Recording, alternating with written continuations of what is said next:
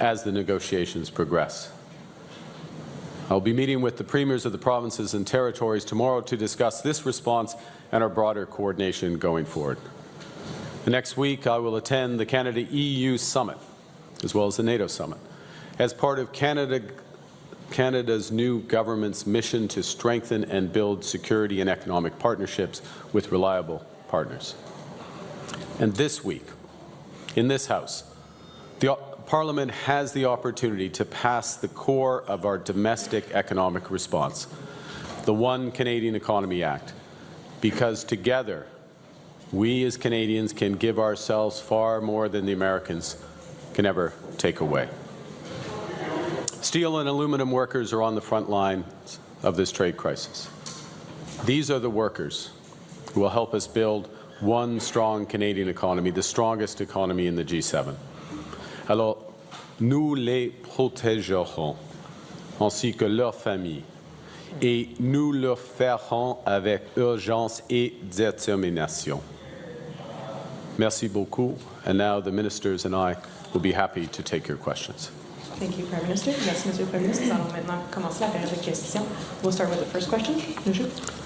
The Globe and Mail. Are you imposing anti-dumping tariffs because the U.S. asked you to as part of these negotiations over the 30 days? The short answer, no. There was not a request from the United States, but it's a consequence of the U.S. actions.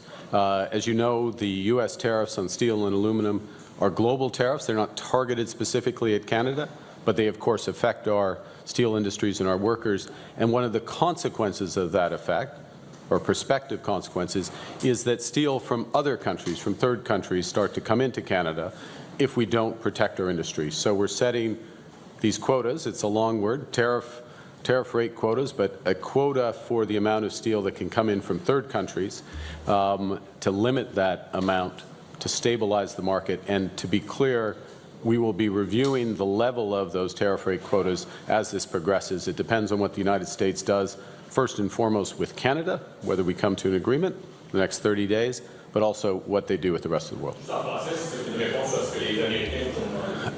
Non, ce n'est pas une requête du gouvernement américain, c'est pour notre industrie. Mais le point est, c'est une réponse à l'impact global des actions des Américains.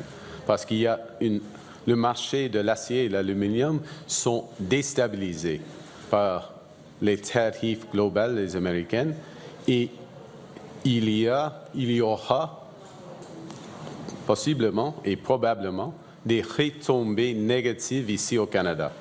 Alors avec les quotas, on protège nos marchés et nos travailleurs. Merci. And will the government be rolling out any additional support for the industry beyond the emergency loans that you mentioned? For example, would the government ever consider investing directly in a steel producer? Well, it's an important question, and I'll say the following.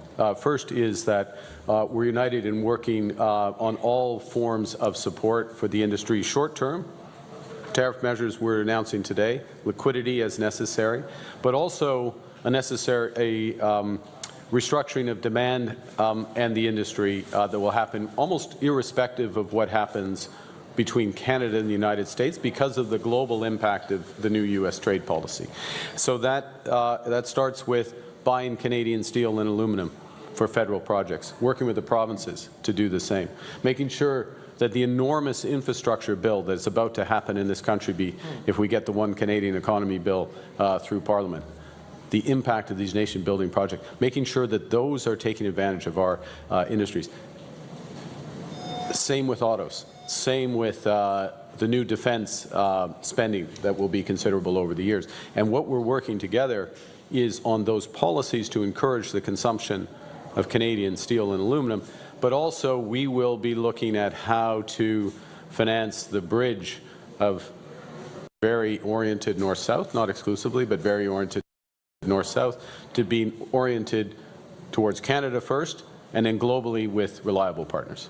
Thank you. Next question. Great with Global News. Are you willing to sign the security and economic agreement that you've been negotiating with Mr. Trump if any of the Trump's tariffs are still in place after that deal is signed? We're willing to sign a security and economic or commercial agreement with the United States that's in Canada's best interest, and only that. So that's the negotiation. That there is still some